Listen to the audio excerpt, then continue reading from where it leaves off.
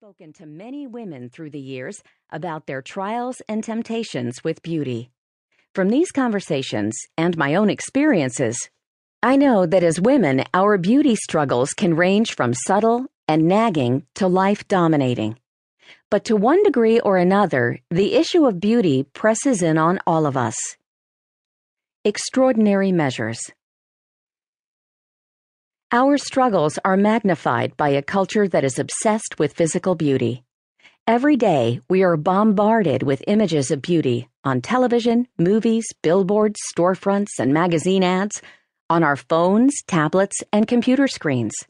These images tell us what we're supposed to look like, and they present a standard of beauty so narrow in its range that most of us feel unattractive by comparison. What is this ideal standard of beauty? We must have a perfectly proportioned figure, exquisite facial features, flawless skin, and be free from defects or disabilities, not to mention that we must be young, or at least retain a youthful, healthy appearance.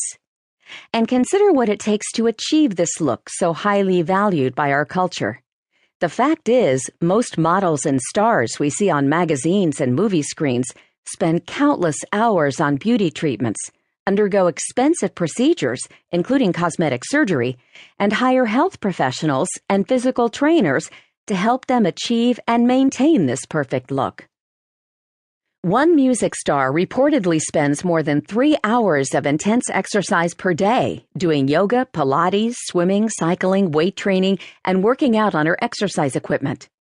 Another well-known actress apparently pays over $20,000 a month to look good.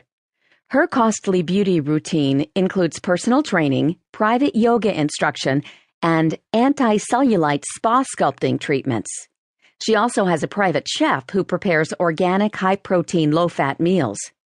These two women are examples, but no doubt they represent the investment of time and money required by the majority of the women who attempt to achieve our culture's standard of perfect beauty. When is the last time you had 3 hours a day or $20,000 a month to spare on your beauty routine? Not in my lifetime. I dare say most of us do not have the time or financial resources to compete with actresses and models. Not only do most of us lack the means to maintain our culture's ideal of beauty, in many cases, the standard against which we are measuring ourselves isn't even real. Today, many of the images we see online or in glossy magazines are photoshopped, retouched and smoothed, stretched and manipulated into a shape and appearance that is artificial and misleading. Digital technology enables graphic artists to take a model and create a composite woman, an image that isn't even real, which provoked author Jean Kilbourne to lament, "The image of beauty has become even more tyrannical and more perfect than ever before. The pressure on girls, which has existed for a long time, is worse than ever, because the ideal image is now so completely, inhumanly impossible to achieve." So the next time you see a picture of an impossibly skinny model or an unbelievably toned actress, remember her portrait is most likely the final product of the labors of a talented graphic artist. Even the most beautiful woman cannot hope to attain our culture's tyrannical standard of beauty. The Gospel According to Beauty.